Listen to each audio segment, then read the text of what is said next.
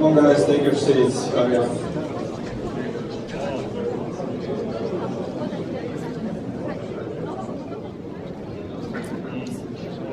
We are ready to start with our second Bulgarian speaker for today. And before that, I have to make a small announcement. Next will be the lunch break, and we are going to have some surprise for you, some healthy snacks, again, in the room to the right of you. So please enjoy whatever is available for you. I have no idea what's going to be for lunch. Our next speaker is Stefan. He's a popular Bulgarian speaker. He goes to pretty much all events, and almost all the time I have no idea what he's talking about. And honestly, I had to look what he's going to be presenting today, and I have no idea what D3.js is. So please welcome Stefan Kanev.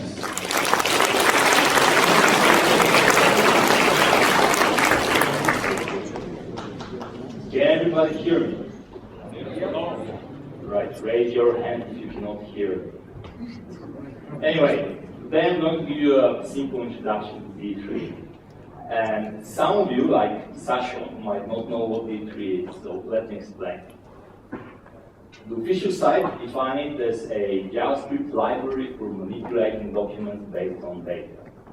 While this is technically correct, it's not very helpful. A better way to think about it might be a library to just visualize data. And I can show you some examples on their site. So this is the site, and it's like a lot of examples. We have this nice chord diagram. You can do this with D3.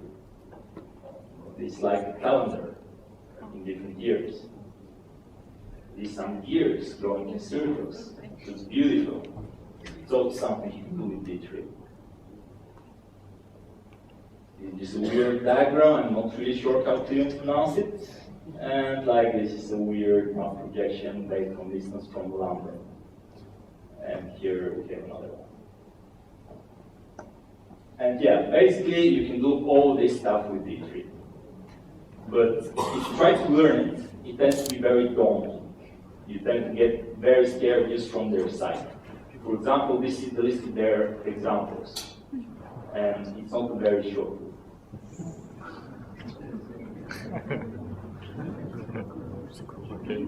I think I just need some. And now just like a bunch of links. So yeah, if you're trying to figure out what you can do with D3, it's going to take a while. Furthermore, if you try to start learning it, this is the list of tutorials. And again, it's not a very short one. So yeah, basically every time somebody tries to learn D3, they really don't know where to start.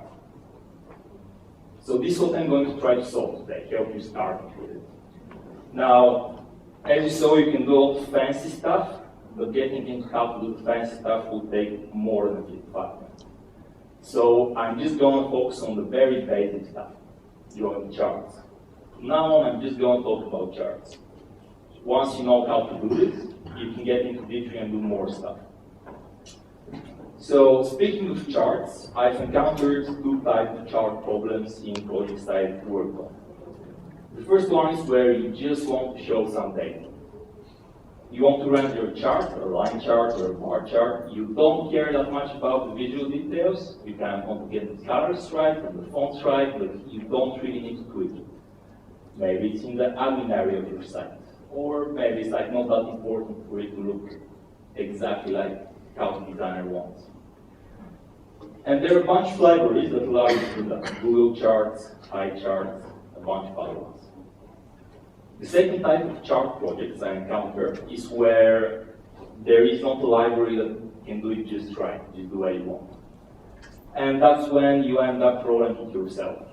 You get something you can use to draw some code, and then, draw some graphics, and then you use that library to render the chart you want. Like Raphael or Raphael.js is a good framework you can use for this. D3 is the second kind. It's what you use where you need to roll your own chart, not when you just want the chart ready for you. Let's look at some facts. First, as I implied, there are no functions for bar charts, pie charts, and so on. You get to write those yourself. D3 does give you a lot of small packages you can use to do all that stuff. It can handle the math, it can handle things like scales, axis, layout, and so on.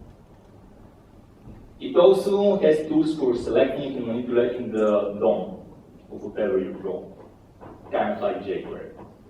And in fact, this is very useful because D3 tends to be SVG based. When you're using D3, you draw SVGs.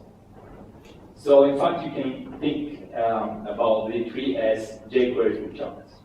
That's like a very simple explanation of D3.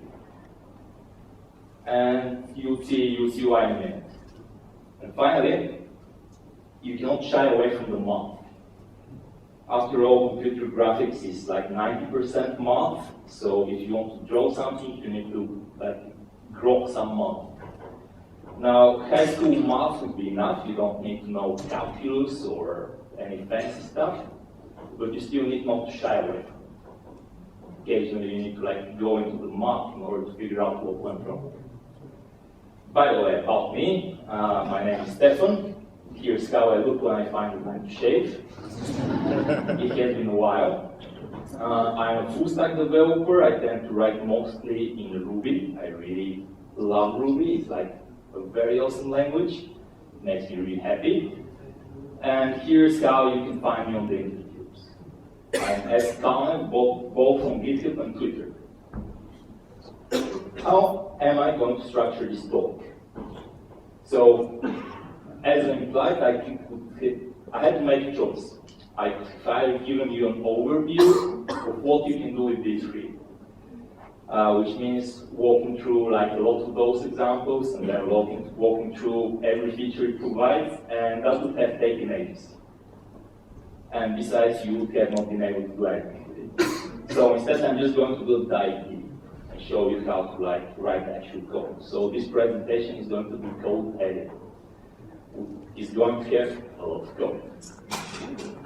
What we are doing today is drawing 3 charts. And since we're drawing charts, they're also going to have some back animations. The first one is this scaffold, some points arranged on a plane. And it has this transition where they pop in and then suddenly turn blue. The other one is going to be this bar chart. And finally, everybody's favorite pie chart. So, if we start, we need to write some code. How does our boilerplate look like? Basically this. We define a simple HTML document, we reference D3, we are going to put borders around the SVG just to make them, just so you know where the boundaries are. We are going to have a single div here with the item chart, and here's where we are going to put our code. Now, the first thing we want to do is create an SVG element and put it in that div. And here's how we do it. Now, you can already see the similarities with jQuery. You do a select, we should find that chart element, we append an SVG element at the beginning, and we set two attributes, width and height. And we use those variables here that I cannot define. And for those of you who don't know how SVG looks like, this is what it's about. Essentially an XML thing which renders some graphics. Here's the end result. It has a square, circle, and a triangle, and some text. And here's how you define it. You open an SVG element. The square is defined by the rect element, which stands for rectangle. You set the x and the y. You set the width and the height, and you can fill it with blue color. D2 for the circle, the only difference is that you set the center radius, so you set the center coordinate by cx and cy, and you give the radius. Here we also pass a stroke, which is the border around the circle, and it's black. Now D3 has an element for fancier shapes called path.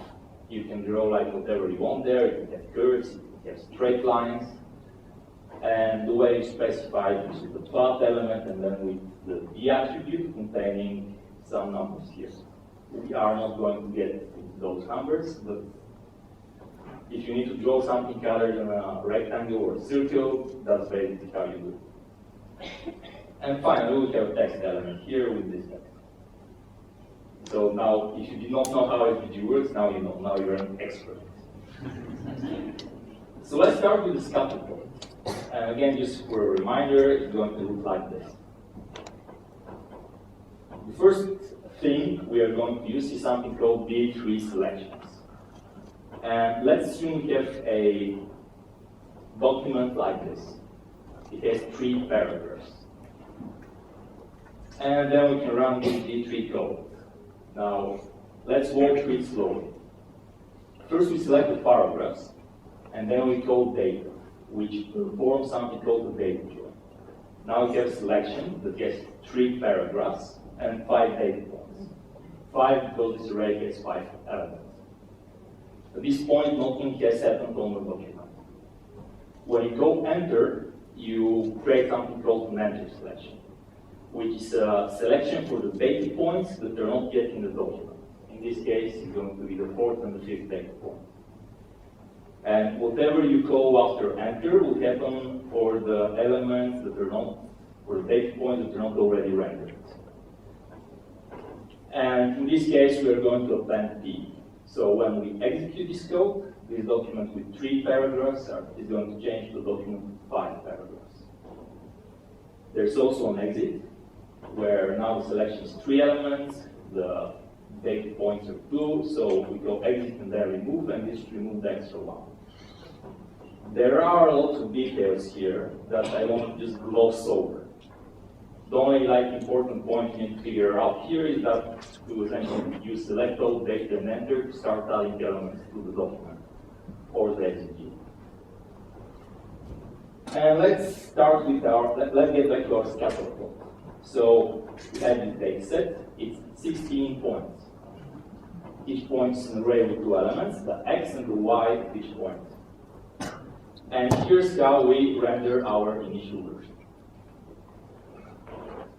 We've already added the SVG, so we do select all circle and join that data set, and then go enter.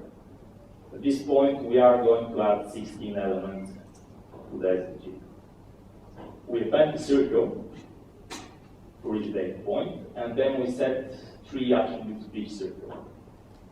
Now, this function here, ATR, the first argument is the name of the attribute, the second one is the value.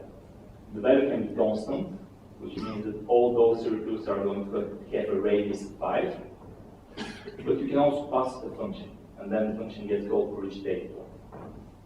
So here we set the cx to the first element of this data point and cy to the second element. By the way, the reason I've written it with function here and an arrow here is because there might be one person in the audience who's not familiar with the new syntax in ES6. So those are essentially the same. If you see this, it means like a function that takes one argument and returns, it evaluates this part and then returns it. From now on, I'm just going to use the short syntax. Anyway, when we execute this code, we get the following result. Now, it's still not fair to call it a scattered plot because it's just some circles on a white background. But let's start making improvements incrementally. The first thing I want to fix is this white space here. If I remove those two data points, how the chart is going to be empty. If I add a data point that's like way here, 1000, 1000, you won't even see it. So we need to scale the whole thing to fit the dimensions we already have. And we do this with something called scales.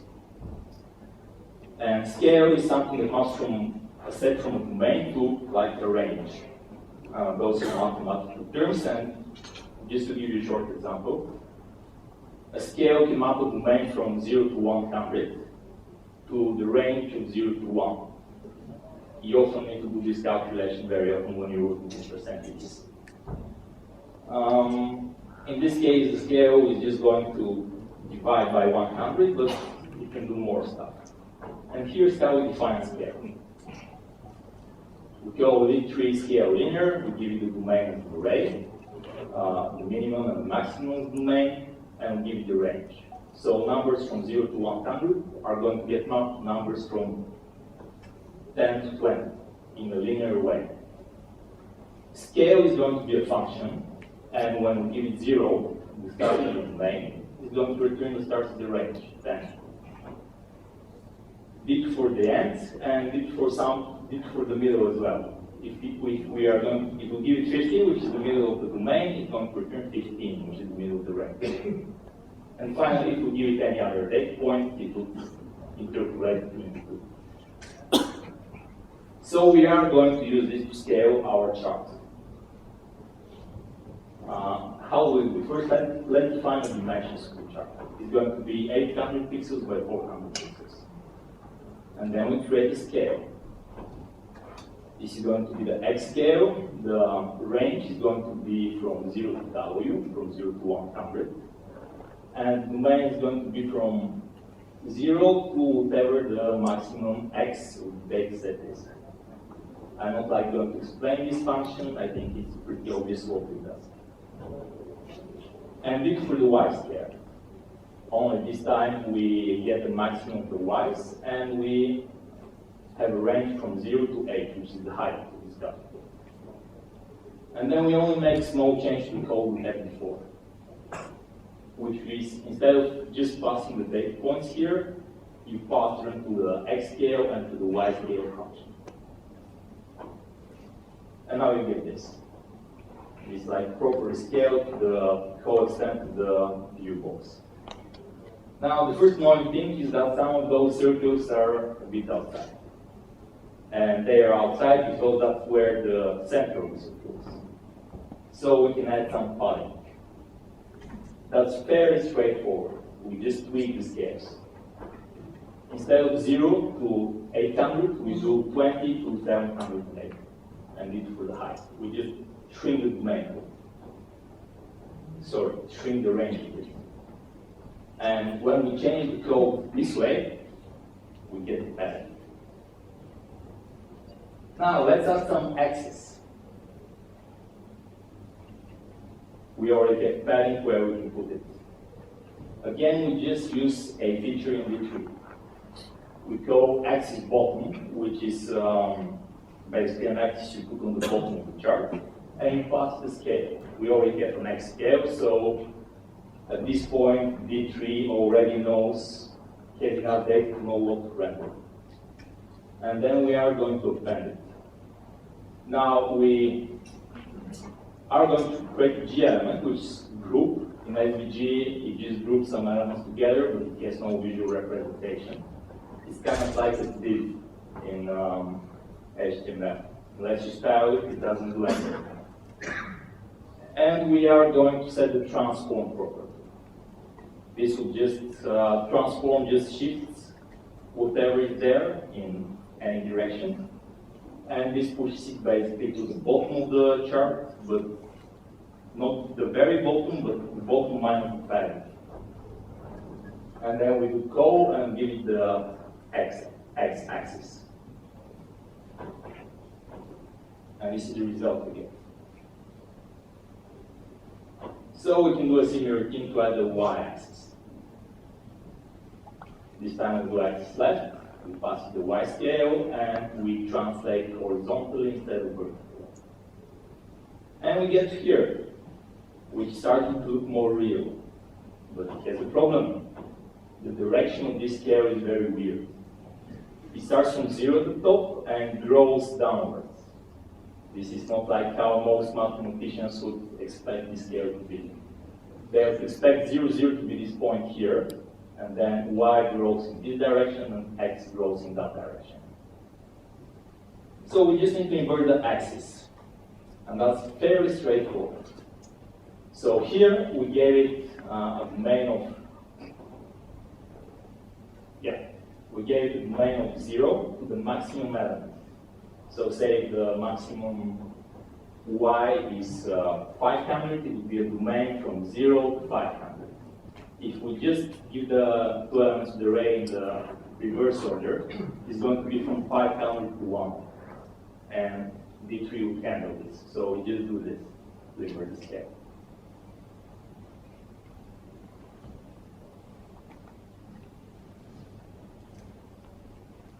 No. Much no.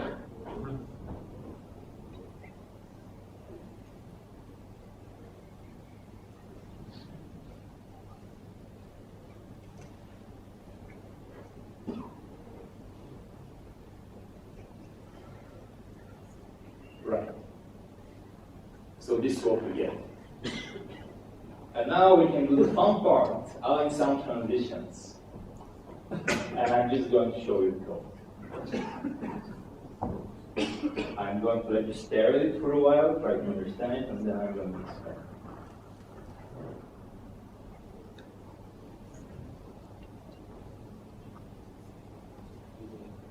So the first thing to notice is that at some point we code transition and do a bunch of stuff after. So everything above transition would be the initial state, and everything after the transition is going to be the state we want to move towards. So as previously, we create the circle, we set the radius, and we set the color. But this time, we are going to put the center outside of the chart at the -5 coordinate, just outside of the top left. And from this, we are going to call transition, set the duration for that transition. This is 1 second. And we want to transition the Cx and the Cy to the actual values we want to have. This was what we had before here when we did not have a transition. And when we run this, we get this result. And to make it even more tachier, we want all those gray dots to turn blue once they settle. So we essentially want to chain a bunch of transitions, and this is how it works. It will take 1 second for them to settle, and then they will start turning blue. And there you go. This is your first D3 chart. Now, it might not be a fancy chart, but it illustrates enough basics to figure out how to start using D3. The next one we are going to do is a bar. And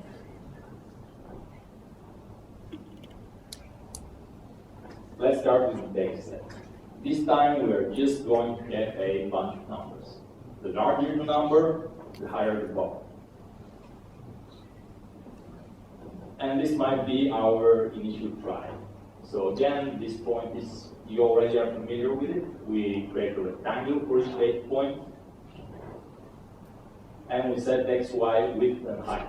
let's start from bottom to top. The height is going to be the number, so the larger the number, the higher the bar. The width is going to be fixed, 20 pixels this time.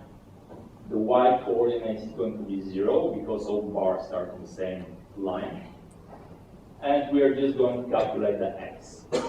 And basically what this does is puts each bar 20 pixels further and add some padding. If this function has a second argument, it's going to be the index of the data point. So the first bar will get 0 here, the second will get 1, the third will get 2, and so on. So the first bar will be at the coordinate 0, the second one will be at 20 plus 2, 22, by 1, 22, the next one will be 44, 66, and so on. They will just move like that. And when we run this code, we get something, although not exactly what we want. For some reason, the bars are on the top, and again, they're not scaled. This looks a bit weird. So let's solve the positioning problem first. Let's just put them on the bottom. The only thing we do is change the y coordinate, because remember, y is the top of the bar, not the bottom of the bar. So we calculate it to be the whole height minus the height of the bar. As I said, you cannot shy away from the math. Anyway, when we do this, we get the following result. That's a bit better. Now let's scale it. First, let's scale it vertically. You already know how to do this. You create a linear scale. Here's your domain. Here's your range. And you just pass the y scale here. There could be an h minus 1 here that I have forgotten, but assume that this is h minus y scale. And when we do it, it looks like this. Now let's scale them horizontally. We can use a linear scale again, but that would involve too much math. Instead, we can use a feature in D3 called band scales. So the domain of band scale is not a range of numbers. It's an array of some values, for example, low, medium, and high. And the range is a range of some numbers. And what it basically allows you is to map, to split this range in bands and map each element of the array to a band. So low would be 0 to 100, medium would be 100 to 200, and high would be 200 to 300. And the function itself is going to give you the lower end of the band, 0, 100, and 200, like here. And it has a function called bandwidth, which is the width of the band, obviously. And it's always 100. So this is something that's pretty close to what we need for the bar chart. So let's create an X scale with that band scale. The domain this time is going to be this little expression here. This is basically an array of all the indexes of the data points. So it's going to be an array of 0, 1, 2, and so on and so forth until length minus 1. Just the indexes of the array with the data set, with the data points. The range is going to be the whole width of the chart. We can also add some padding, which is 5%. And round true would make the scale snap to round numbers. And here's how we use it. For the x, we are going to just go with scale, and for the width, we are just going to pass the boundary. And here you can see that h minus 1, I accidentally. And this is the result. Looks better. Looks so black. So let's add some color. What we want to do is to make the bar blue, but we don't want all of them to be the exact shade of blue. So the higher the bar, the bluer we want it to be. The shorter the bar, it should like tend more towards black. So we just want to create a scale of colors. And again, D3 has a utility for that. It's called sequential scale. You still get the domain, but instead of a range, you pass it a function. And this function should calculate the different values in the different parts of the range. This x here is going to be a value from 0 to 1. So 0 will be the beginning of the domain, and 1 will be the end of the domain. And we just return a RGB color, where we interpolate this blue component from 0 to 255. If we call it with 0, we are going to get this. If we call it with 10, if 10 is our largest data point, you're going to get full blue, and if you call it with 4, you're going to get something with 0. And again, the only change we make is this attribute here. I don't know how well this reads, but this is field, and this is the function that this passes through the color scale. And we get this. You can see that those ones are darker, and this one is more blue. We can also add some layers, because we see that this is the largest data point. This one is the smallest, but we don't know what value they correspond to. And again, that is pretty straightforward. You should be able to understand this without me explaining. But I will explain anyway. We append text elements. We call the text function, which takes a function and returns the text of that text element. So it would be just the number in the data set. For the x, we give this expression, which is essentially the middle of the bar. So if this is the bar, the x is going to be in the middle. For the y, we put it slightly below the top. And we set a white color, 16 pixel font size. We make the number of text sound serif, because serif doesn't look as nice. And we do text center middle, which is kind of like the line text thing. And this is the result we get.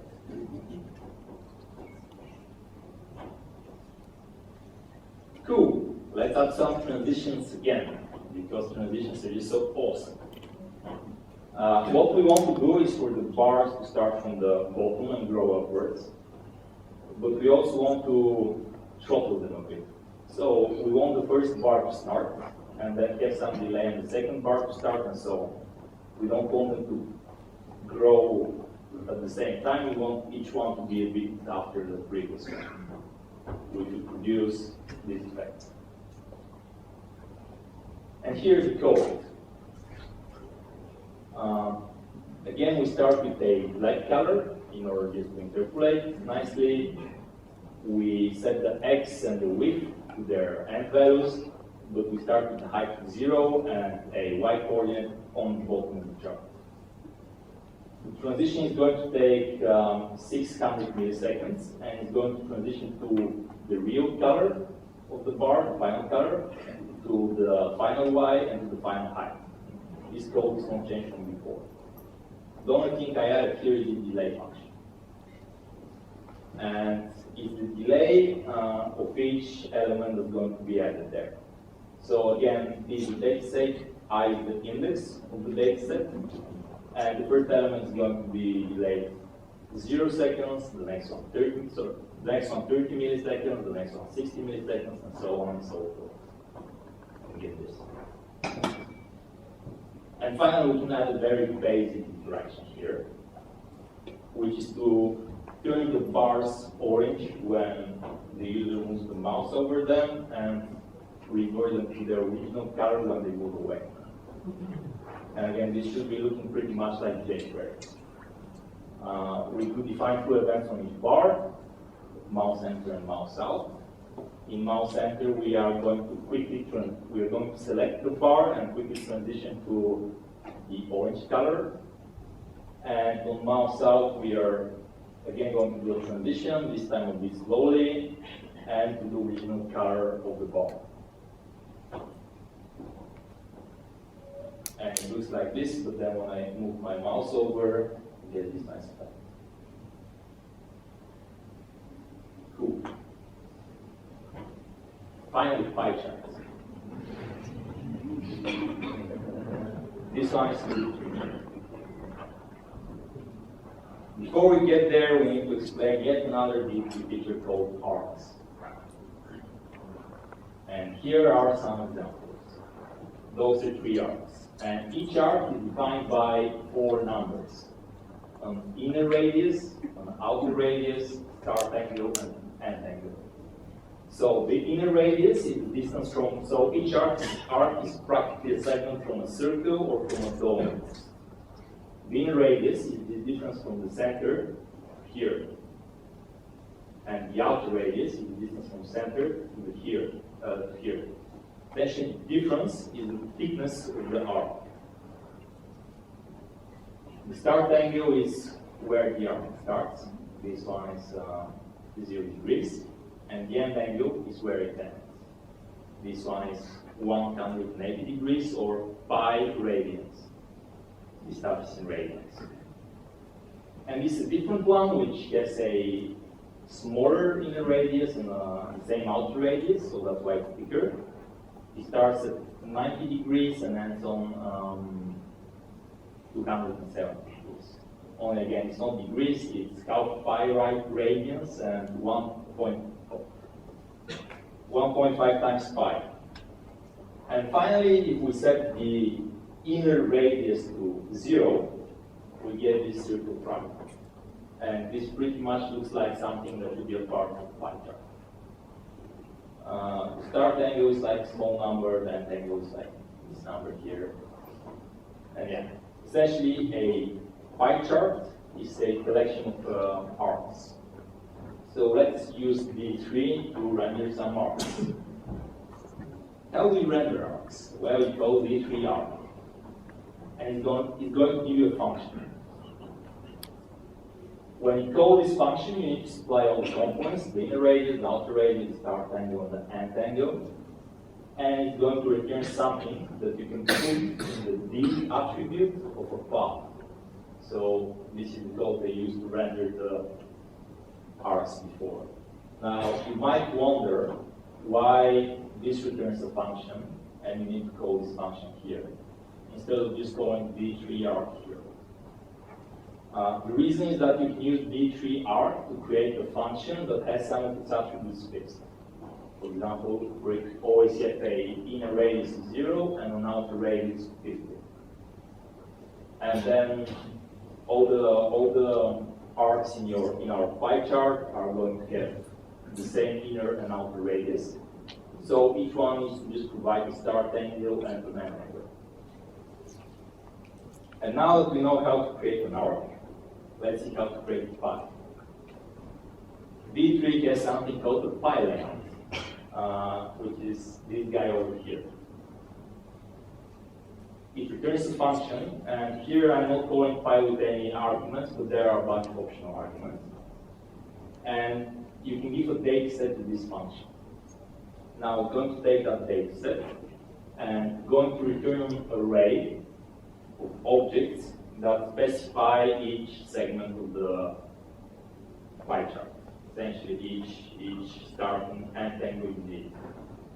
And here you can see that the first result here is going to be this 45. And here's the value. And the start angle is from 0, the end angle is 3.5 something. The 20 is going to start from the exact same angle and is going to go up to this number. The 10 is going to go from this number to this number, and you can see every arc is smaller than the previous one, where finally the last one ends on this number here, which is approximately 2 times pi, 360 degrees. By the way, those numbers are way more precise than this. I just rounded them up so they fit on my slides. They're still close, but they are not just 3 decimal points of precision. And here's how we draw it. Ignore this bit here. It's not important right now. Let's focus on first we create an arc with fixed outer and inner radius, and we create a pi layout. So we select all the path elements, we data join them with the result 5 with our data set, which is the array I showed earlier. And then for each of those, we append a path. This one will put it to the center of the diagram, so all the arcs are centered in the middle of the diagram. We use the arc function to calculate the attribute of the path. And we use this scale here I told you to ignore in order to select the color of the track of each segment. And finally, we put the black stroke. You can think about this scale here as some preset D3.js. So it has a set of 10 colors you can use for a chart where you need 10 different colors because your data set is more than 10. And we get this result. Now, what about transitions? Because as you know, I really like transitions. We want to get this result. Okay, keyword in here. Yeah. We want to get this result. You see how they basically appear clockwise. And they shrink from being small to being large. So what's probably happening here is that they all start at start angle 0 and end angle 0, and then they move downwards. Or rather, let me just show you a first attempt trying to implement this. We might believe that D3 will be able to do this transition for us. So we essentially start with a very empty arc. Horizontal line with start angle and angle 0. And then we let it transition to the final arc we want. I mean, this is how we pretty much did most of our transitions so far, so it's fair to assume that this is going to work. Unfortunately, it does this. Now let's look at it again. I don't know what this is, but I'm pretty sure it's not what we want. So, if we want to get the transition we want, we just get this one. And now I'm going to gloss over the details again. But the whole point is that you can give, you can go 8 yard twin, and you can give D3 a function to calculate each step of your transition. So T is going to start to range from 0 to 1, which is the beginning and the end of the transition. And whatever we return here is going to be the state in that exact same moment. And we start with an empty arc as before, without radius 0, and we linearly interpolate all of them to that result we want. There are a bunch of details here with this function returning to another function and so on that I do not want to get into. I just want to show you that this is possible and it's not that hard to do. But I did get to spend some time thinking about how to do it on your own. So the result is going to be this. Let's see. Nice. Cool. So yeah, those were our 3 charts. And if you want to keep going with D3, what are your next steps? You either managed to follow me so far, or I completely lost you. If I completely lost you, this is a good book. The problem with this book is that it's based on D3 version 3, which is the older version, and there's a D3 version 4 now. But this book is basically going to be able to set you on the right path. It essentially explains the stuff I explained way slowly. And it's a very good way to learn, even if you later update your knowledge to later version. If you did manage to follow me, you just go to D3.js.org. And you will see that everything in D3 is a collection of small components, and this is essentially the way you do it. So yeah, basically what I did today is to show you how it feels to use D3. It's all on low-level details. You don't get functions for drawing bar charts, but you get a lot of utilities where that you can use visualization. You can use to create visualizations who want to create. And yeah, that's about it.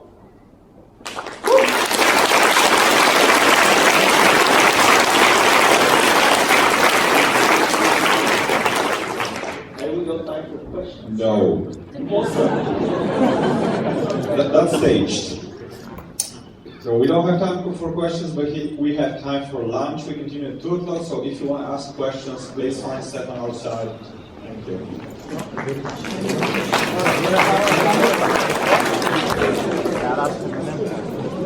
You have your phone? Yeah.